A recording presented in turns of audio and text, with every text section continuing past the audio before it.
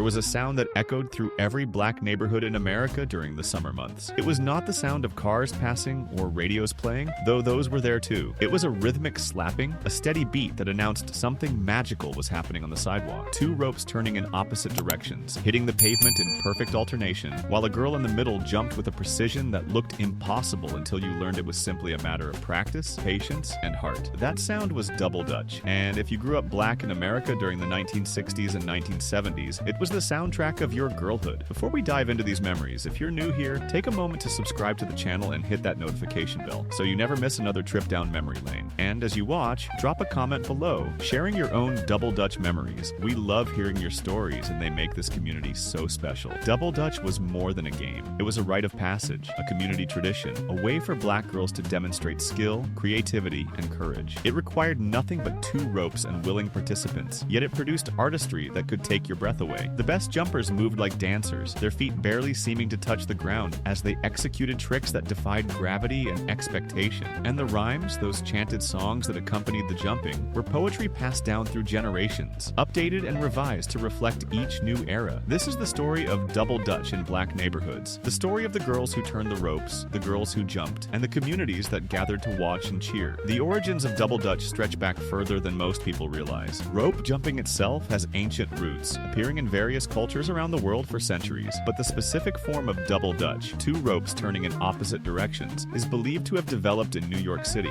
brought by Dutch settlers and transformed by the children who played in the streets of early America. By the time the 20th century arrived, double Dutch had become firmly established in urban neighborhoods, particularly in black and Latino communities where street play was the primary form of recreation. What made double Dutch special was not just the physical challenge, but the cultural context in which it flourished. In black neighborhoods, double Dutch became a distinctly feminine art form, passed down from older girls to younger ones, from generation to generation. While boys played stickball and basketball, girls claimed the sidewalks for their ropes, creating spaces of female excellence and creativity that belonged entirely to them. The equipment needed for double Dutch was simple and accessible. Two ropes, each about 12 to 14 feet long, were the only requirements. These might be actual jump ropes purchased from a free store, but more often they were clotheslines taken from the backyard, lengths of cord found or borrowed, anything that could be turned and jumped. The simplicity of the equipment meant that double Dutch could happen anywhere, anytime, requiring nothing but the ropes and the will to play. Learning double Dutch was a process that began early, often as young as 4 or 5 years old. Little girls would watch their older sisters, cousins, and neighbors turning and jumping, studying the rhythm and the timing. They would beg for a turn, only to find that what looked easy was actually incredibly difficult. The two ropes turned in opposite directions, creating a pattern that seemed chaotic until you learned to see the order within it. The first lesson was not jumping, but turning. A girl who could not turn properly could not participate, and turning was harder than it looked. The two turners had to coordinate their movements, keeping the ropes moving at a consistent speed and height. One rope turned clockwise while the other turned counterclockwise, creating a pattern where first one rope hit the ground and then the other, producing that distinctive alternating slap that defined the double Dutch sound. Good turners were essential and highly valued. They kept the ropes steady and predictable, allowing jumpers to enter and perform without worrying about irregular rhythms. Bad turners made jumping difficult or impossible, their inconsistent speeds and heights tripping up even skilled jumpers. Learning to turn well was its own accomplishment, a contribution to the game that was necessary even if it was less glamorous than jumping. Entering the turning ropes for the first time was a moment every double Dutch player remembered. The ropes spun in their alternating pattern, slapping the concrete in steady rhythm. You stood at the side, watching, waiting, trying to find the right moment to jump in. Your heart pounded, your feet shifted nervously. Older girls might coach you, jump in after the first rope hits, but the actual doing was something you had to discover for yourself. The first attempts usually ended in tangled ropes and embarrassment. You would jump too early or too late, getting caught in the ropes and stopping the game. The turners would have to reset, unwinding the ropes from around your legs while you blushed with frustration. But failure was expected. Everyone had been a beginner once. The older girls would encourage you to try again, and again, and again, until finally, miraculously, you were in. That first successful entry felt like flying. Suddenly you were inside the ropes, jumping over each one as it passed beneath your feet, finding a rhythm you did not know your body possessed. You might only last a few seconds before getting tangled again, but those seconds were enough. You had done it. You were a double Dutch player now, initiated into a sisterhood that stretched across neighborhoods and generations. The basic jump was just the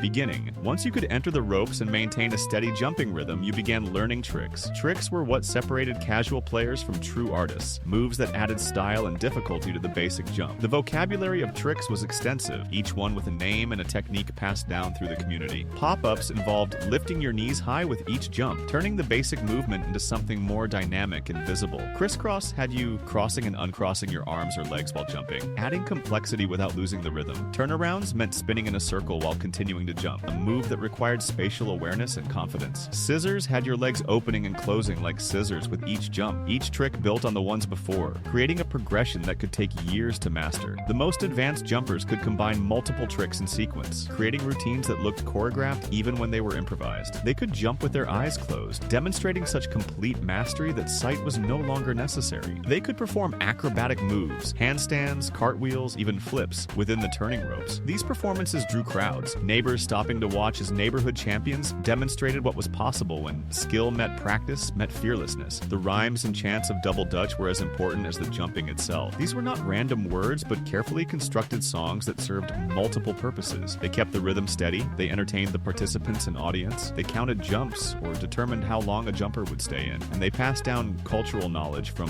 one generation to the next. Some rhymes were counting songs, determining how many times a jumper had to complete a particular action. Cinderella, dressed in yellow, went upstairs to kiss a fellow. Made a mistake, kissed a snake. How many doctors did it take? 1, 2, 3, 4, 5? The counting would continue until the jumper missed and the number reached became their score. These competitive rhymes turned Double Dutch into a game with winners and losers, adding stakes to the performance. Other rhymes were narrative songs that told stories, often featuring romance, drama, or humor. Miss Mary Mac, all dressed in black, with silver buttons, all down her back.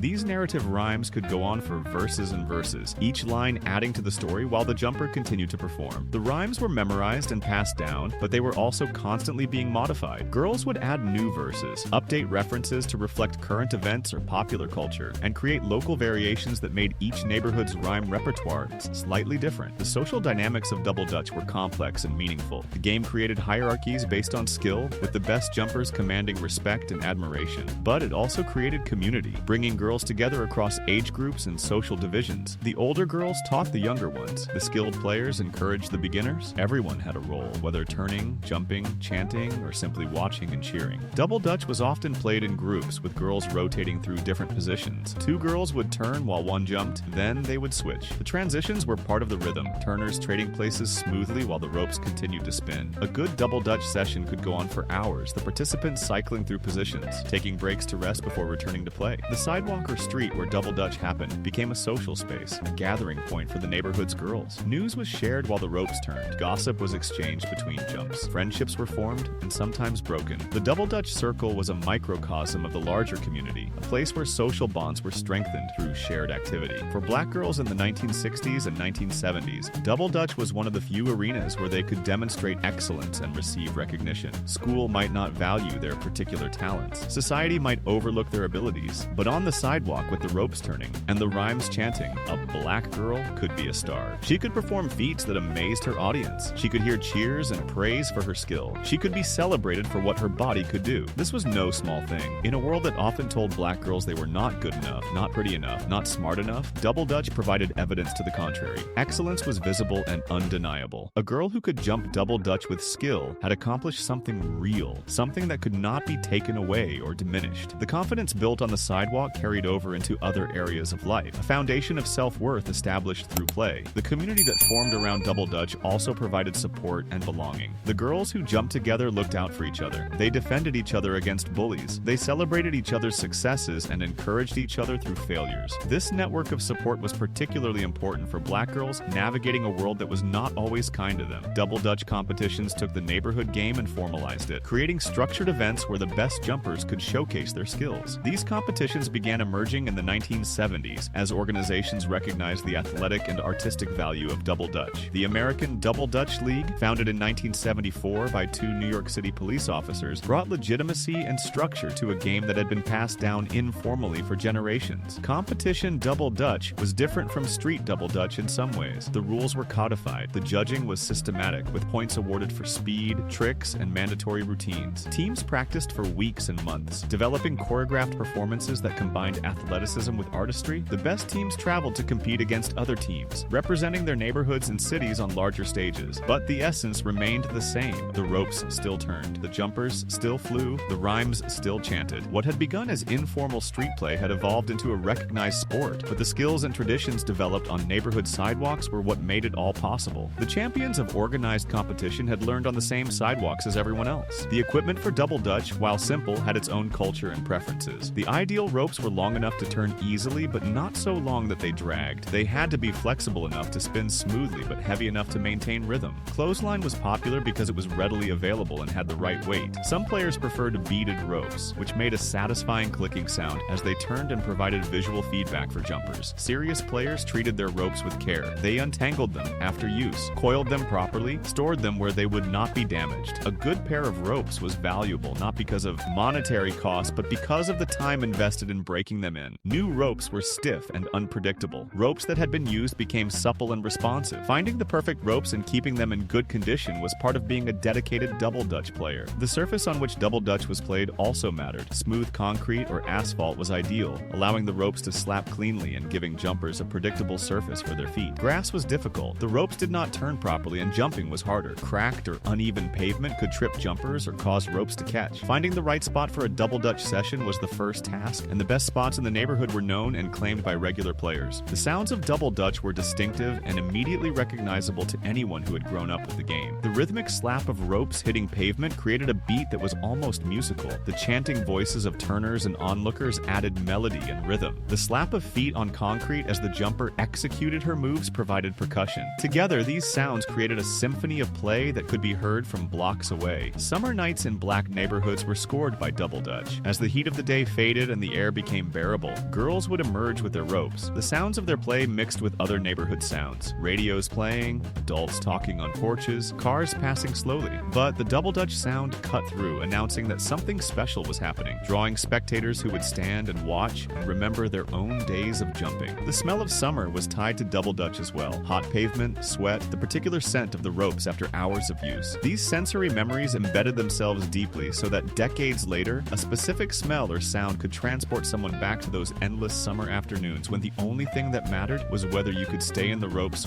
one more minute. The rhymes of double dutch were cultural artifacts, preserving history and values in verses passed from one generation to the next. Some rhymes dated back decades, their origins lost in time. Others were newly minted, reflecting current events and contemporary concerns. The collection of rhymes known to any particular community was a kind of oral literature, poetry created and refined by black girls for black girls. Many rhymes dealt with romance and relationships, reflecting the preoccupations of adolescence. First comes love, then comes marriage, then comes baby in a baby carriage. How many babies did she have? 1, 2, 3, 4? Others were nonsense verses, valued for their rhythm and sound rather than their meaning. A, my name is Alice, my husband's name is Andy, we come from Alabama and we sell apples. B, my name is Betty, my husband's name is Bobby, we come from Baltimore and we sell beans. Some rhymes were specific to double dutch, describing the game itself or the skills required. Keep the rhythm, keep the beat, never miss with your feet. Turn it hot, turn it slow, watch how fast I can go. Each neighborhood had its own repertoire, its own variations on common themes, its own original creations. Learning the rhymes was part of learning double dutch, an initiation into local tradition and community membership. The physical benefits of double dutch were significant, though no one thought about it in those terms. Girls who played regularly developed cardiovascular endurance, coordination, rhythm, and agility. They built strong legs from constant jumping and strong arms from turning the ropes. They learned to read visual patterns quickly and to time their movements precisely. All of this came not from formal exercise, but from play, from the joy of jumping and competing and performing. The mental benefits were equally important. Double dutch taught focus and concentration. You could not let your mind wander while jumping without getting tangled in the ropes. It taught resilience, the ability to fail repeatedly and keep trying until you succeeded. It taught performance skills, the ability to execute under pressure while others watched and judged. These cognitive and emotional benefits served players well beyond the sidewalk. Perhaps most importantly, double dutch taught girls that their bodies were capable of amazing things. In a culture that often objectified female bodies, reducing them to appearance alone, double dutch celebrated what bodies could do. A skilled jumper was admired not for how she looked, but for what she could accomplish. This was a powerful counter-narrative, one that helped young girls develop a healthy relationship with their physical selves. The decline of street double dutch began in the 1980s and accelerated through the 1990s and beyond. Multiple factors contributed. Increased traffic made street play more dangerous. The rise of video games and indoor entertainment drew children away from outdoor activities. Parental fears about crime kept children inside. Changes in neighborhood demographics disrupted the intergenerational transmission of the tradition. At the same time, double dutch was finding new life in organized competition. competitions and fitness programs, the American Double Dutch League continued to hold tournaments. Schools incorporated Double Dutch into physical education curricula. Fitness instructors recognized its value as a cardiovascular workout. The game that had been informal play became a recognized sport and exercise activity. But something was lost in the transition. The organic community that had formed around sidewalk Double Dutch, the mixing of ages, the informal teaching, the neighborhood pride, did not transfer to organized settings. Competitive Double Dutch was excellent athletics, but it was not the same as the girls gathering on the corner after school, turning the ropes until sunset, creating a world that belonged entirely to them. For those who grew up with Double Dutch, the memories remain vivid and precious. The feeling of finally mastering a new trick, the sound of the ropes and the rhymes, the camaraderie of the girls who played together, the summer days that seemed to stretch on forever, marked by nothing but the rhythm of the turning ropes. These memories connect us to our younger selves and to the communities that raised us. They remind us of a time when play was serious business, when excellence was pursued for its own sake, when belonging was earned through participation and skill. Double Dutch was not just a game, it was a culture, a tradition, a way of being that shaped